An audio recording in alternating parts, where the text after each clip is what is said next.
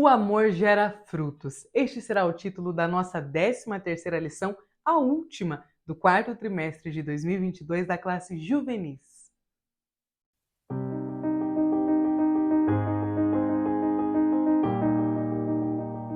A paz do Senhor, querido aluno e professor da Escola Bíblica Dominical. Eu sou a irmã Damaris, sou professora da IBD, na congregação em que sirvo ao Senhor aqui na Assembleia de Deus em Curitiba. E hoje eu estou aqui para que nós possamos meditar juntos nesta última lição que o Senhor está dando a oportunidade de nós aprendermos, né? Nós passamos aqui 12 lições até agora, falando sobre andar em amor.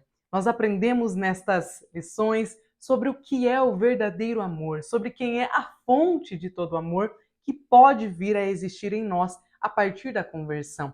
Nós entendemos também que o amor verdadeiro, aquele que o Senhor nos fala, aquele que a Bíblia menciona, ele é diferente do que a cultura nos mostra. Os filmes, as músicas, as séries, eles falam de um amor, eles falam de um romance, de um conto de fada, que nós sabemos que agora, né, depois dessas lições, que não é o real, que não é o amor que o Senhor tanto fala em sua palavra.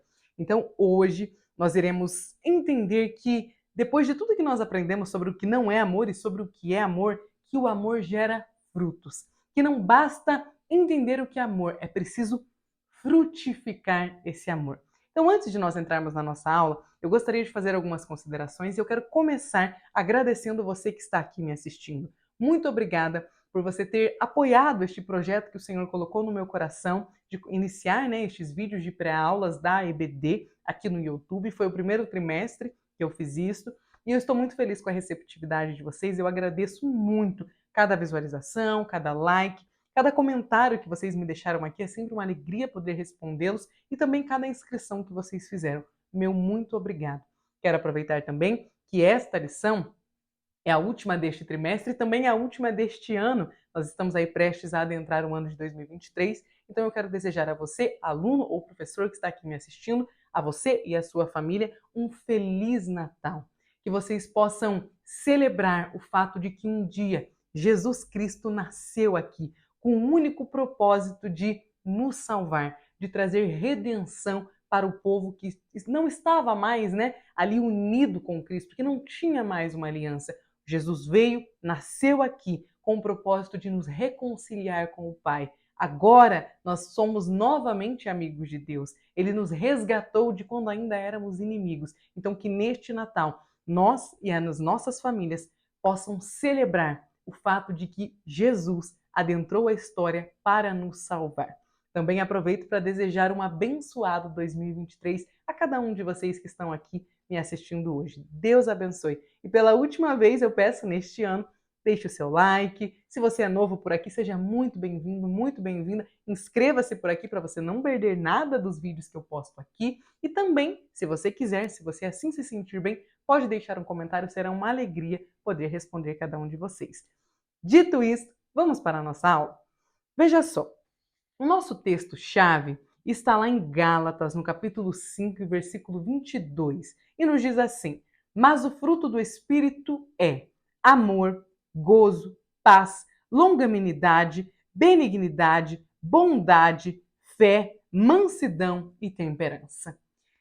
Continuando aqui, na nossa leitura bíblica em classe, nós temos desta vez vários textos. Então, o primeiro está no Evangelho de João, capítulo 13, versículos 34 e 35. O segundo está em 1 Coríntios, capítulo 13, versículos 4 ao 8 e também o versículo 13. Está em Gálatas, capítulo 5, 22 e 23. Está em 1 João, capítulo 4, versículos 7 e 8. E também está em Tiago, capítulo 1, dos versículos 22 ao 25. Certamente, professor, você vai poder contar aí com a ajuda dos seus adolescentes para fazer a leitura destes versículos. Eu sei que pelo fato desta aula estar programada, né, para o dia 25 de dezembro, muito provavelmente ou vocês não terão esta aula de modo presencial no domingo, né, pode ser que aí na sua congregação vocês façam ela durante a semana, ou que você possa enviar um áudio ou um vídeo à sua classe de adolescentes para que eles não deixem de encerrar essa lição, para que eles tenham essa aula e possam receber aí do Senhor Jesus toda a explicação, né, toda a interpretação a respeito do que é o fruto do Espírito. Então, por favor, professor, não deixe de passar o conteúdo dessa aula para os seus alunos. Os objetivos da nossa lição são, primeiro, mencionar o que é o fruto do Espírito e qual é o seu alcance. Segundo, demonstrar a superioridade do amor. E terceiro, comprovar que o mais importante é o amor. Então, nós vamos ver agora que, para encerrar este ciclo de aprendizados a respeito do amor, nós teremos uma visão ampla do amor como sendo o fruto do Espírito. O primeiro tópico, então, fala exatamente o que é o fruto do Espírito. Veja que ele é um conjunto de virtudes morais e espirituais que aparecem como resultado da atuação genuína do Espírito Santo na vida de quem permanece em comunhão com Deus. Você pode, inclusive, grifar isso aí na sua revista para que você não se esqueça mais o que é o fruto do Espírito. E agora nós vamos entender que aquela expressão, você já deve ter ouvido por aí, né? Alguém dizer, os frutos do Espírito são a paz, o gozo. Veja que não é assim, tá? O fruto do Espírito não está no plural. Nós vamos entender agora que este fruto do Espírito se refere a um fator determinante relativo do caráter. Portanto, o fruto do Espírito não pode ser separado, não pode ser dividido. Eu tenho amor, mas não tenho gozo. Eu tenho a paciência, mas não tenho a longanimidade. Não é assim que funciona. Então, veja só. Ele é um só, o fruto do Espírito. É como se fosse uma laranja, que dentro dela há vários gomos. E ela é coberta por uma casca, que no caso seria o fruto do Espírito, que possui várias virtudes que são unificadas pelo amor.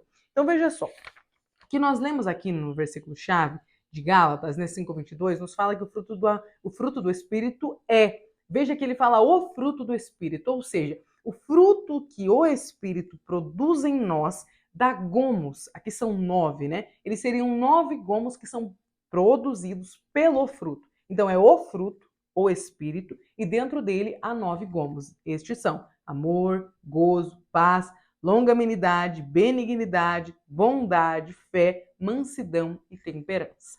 Então, fica aí, caso você não saiba, eu também tinha dúvidas a respeito disso. A gente cresce na igreja ouvindo, mas às vezes algumas coisas não fixam, né, na nossa cabeça. E é muito comum que as pessoas digam os frutos do Espírito, os frutos, os frutos, os frutos. Eu até lembro de uma pregação que eu ouvi de uma irmã que ela falou, e foi muito bem na pregação, pena que ela não tinha essa aplicação de que você vai produzindo os frutos aos poucos, e foi lá e desenhou os 9 frutos e mostrou, né, cada um dos frutos. Mas não é bem assim. É um fruto e dentro deste fruto é como se fosse 9 gomos.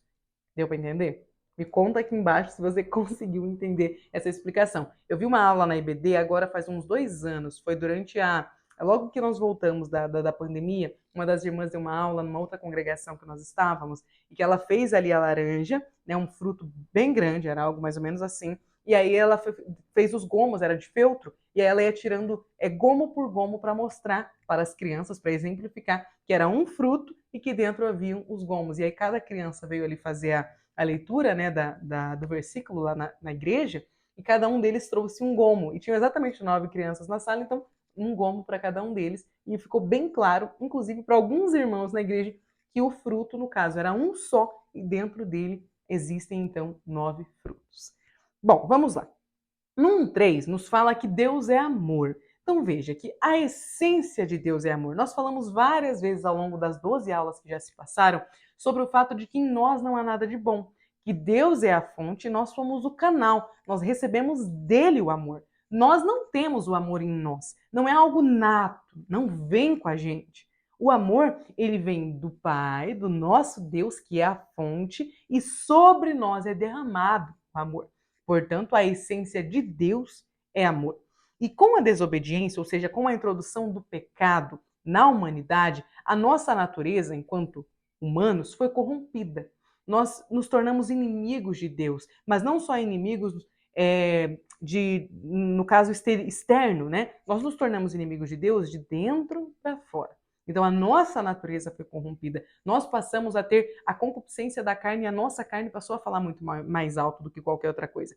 Veja que por conta deste pecado, desta natureza adâmica, nós passamos a ser assolados pelo ciúme, pela inveja, pelo egoísmo, pela soberba, pelo ressentimento, injustiça, medo, que são temas que nós estudamos ao longo da lição e entendemos que onde há amor não pode existir estas concupiscências da carne. Lembra que nós falamos que o amor não é invejoso, que o amor não se ensoberbece, que o amor é onde há amor não há espaço para o medo. Então nós falamos ao longo dessas lições e entendemos que o que é o amor? E que o amor combate as obras da carne. Então, onde o fruto do Espírito frutifica, né? Por isso que aqui nós falamos o título da lição, que o amor gera frutos. Veja que onde o fruto do Espírito frutifica, ali há um abatimento das obras da carne. Ainda, enquanto nós estamos aqui no mundo e não fomos arrebatados pelo Senhor, que Maranata, breve virá este dia, enquanto isso ainda não aconteceu, nós sabemos que a nossa carne não é morta em definitivo, ela é apenas mortificada. Então, o fruto do Espírito precisa ser constantemente gerado, frutificado em nossas vidas. Lá no ponto 2, nós vamos falar sobre a superioridade do amor. Veja que o amor, ele é o dom mais excelente. É isso que Paulo vai nos ensinar. Então, ele está acima dos dons espirituais. Às vezes, dentro da igreja, nós superestimamos alguns itens que as escrituras não superestimam. Como é o caso, por exemplo, dos dons espirituais. O amor está acima. Olha só como vai nos falar o ponto 2.1. Paulo, em 1 Coríntios 12, fala acerca da importância da diversidade dos dons e no capítulo seguinte ele contrapõe que os dons sem o amor perdem o significado. Então, sem amor, os dons não têm mais o significado que eles teriam com amor. Deu para entender? Mais do que isso, se não houver amor, o Senhor não aceitará a pessoa, portanto, também não aceitará o serviço que ela presta. Forte, né? Mas não para por aí. Nós vamos descobrir também que o amor é mais excelente e está acima do que o conhecimento. Conhecer os mistérios de Deus e a ciência são aspectos muito importantes. Toda a escritura, né, ela revela uma busca pelo conhecimento e nos ensina que todo conhecimento provém de Deus. Mas aqui nós vamos entender que todo esse conhecimento precisa ser regado pelo amor, que o amor está acima de conhecer. Mais do que isso, aqui no 2:3, nós vamos entender que o amor também está acima das obras. Sabe aquele texto bastante conhecido do apóstolo Tiago, que nos fala que a fé sem as obras é morta? Veja só, da mesma forma que a fé sem as obras é morta, o amor sem as obras é morto. Então, nós precisamos aprender que sem amor, as minhas obras serão em vão. Então eu preciso primeiro ter amor, para depois praticar as obras. Essa é uma forma com que o Senhor nos mostra e nos ensina que, primeiro de tudo, é ser um canal de amor. Depois eu me empenho em fazer boas obras, depois eu me empenho em ter conhecimento, depois eu me empenho em buscar os dons espirituais. Mas primeiro, o amor. Agora aqui no ponto 3, nós vamos entender que o mais importante é o amor. Veja só, que o fruto do Espírito nos torna semelhantes a Cristo. Então, quando nós aceitamos a Cristo e o Espírito Santo passa a habitar em nós, o fruto do Espírito começa a existir em nosso interior. Começa a existir. Existe todo um processo, não é mesmo? Veja que as pessoas precisam ver características de Cristo em nós. E pelo amor, o caráter de Cristo estará selado e revelando o nosso caráter cristão. É muito importante, conforme nós já falamos durante todo este trimestre, que nós cristãos possamos revelar ao mundo que nós somos cristãos. Nós não fomos chamados para ser sal e luz e ficarmos escondidos. Não teria sentido o Senhor nos chamar para ser luz e nós ficarmos como essa caneta, atrás da minha revista. Para que serve uma luz aqui atrás da moita? Por que nós teríamos uma luz e colocaríamos ela embaixo da cama? Não faz sentido, não é mesmo? Então veja que o nosso cristianismo ele não deve ser um segredo para ninguém. O que não deve ser exposto, né? A gente não deve andar por aí com uma plaquinha, sabe, falando eu sou santo, eu sou... Não, não é assim.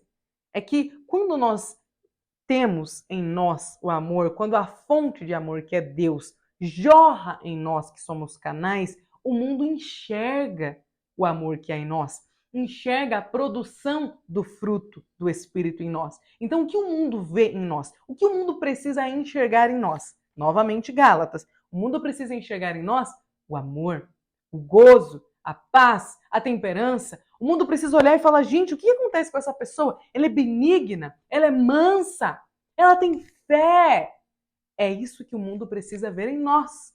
Então, para que o mundo veja em nós o nosso cristianismo, para que o mundo veja o fruto sendo aqui, né, gerado em nós pelo Espírito Santo, é necessário que nós não estejamos escondidos, mas que nós estejamos no meio da sociedade. Nós não precisamos, a luz, ela não precisa falar nada quando ela chega num lugar. O fato dela resplandecer as trevas já mostra que ali está a luz. Aqui no ponto 3.2, nós veremos que o fruto do Espírito mostra quem nós somos. Então, Jesus nos exorta sobre a importância de produzirmos o fruto do Espírito ao exemplificar que os falsos profetas são identificados por suas obras. Sabe aquela coisa que a gente ouve falar direto? Ah, o Senhor, Ele só quer o nosso coração. Percebe que cai por terra essa frase? O Senhor não quer só o nosso coração. O Senhor quer nós por inteiro. Ele deseja que nós o amemos. Passou a moto. Ele deseja que nós o amemos de corpo e alma, de toda a nossa mente, de todo o nosso entendimento. O Senhor não quer um órgão nosso. Ele não quer uma parte nossa. Ele nos quer. Ele não morreu para salvar o nosso coração. Ele morreu para nos salvar. Integrais, entendeu? Todo o nosso corpo, toda a nossa alma, todo o nosso entendimento devem pertencer a Deus. Continuando, veja que o fruto do Espírito revela a planta da qual foi originado.